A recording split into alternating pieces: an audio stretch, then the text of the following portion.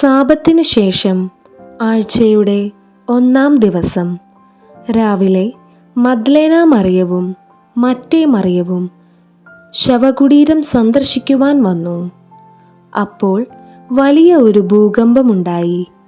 കർത്താവിൻ്റെ ദൂതൻ സ്വർഗത്തിൽ നിന്നിറങ്ങി വന്ന് കല്ലുരുട്ടി മാറ്റി അതിന്മേൽ ഇരിക്കുന്നു. അവൻ്റെ രൂപം മിന്നൽ പിണർ പോലെ ആയിരുന്നു. വസ്ത്രം മഞ്ഞുപോലെ വെളുത്തതും. അവനെക്കുറിച്ചുള്ള ഭയം നിമിത്തം കാവൽക്കാർ വിറപൂണ്ട് മരിച്ചവരെ പോലെയായി.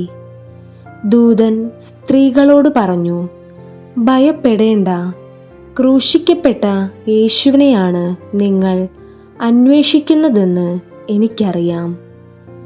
അവൻ ഇവിടെയില്ല. താൻ അരുളിച്ചെയ്തതുപോലെ അവൻ ഉയർപ്പിക്കപ്പെട്ടു. അവൻ കിടന്ന സ്ഥലം വന്നു കാണുവിൻ.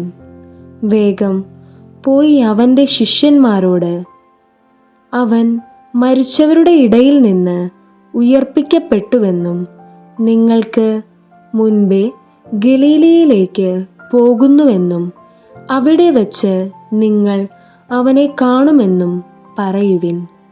ഇതാ, ഇക്കാര്യം ഞാൻ നിങ്ങളോട് പറഞ്ഞിരിക്കുന്നു.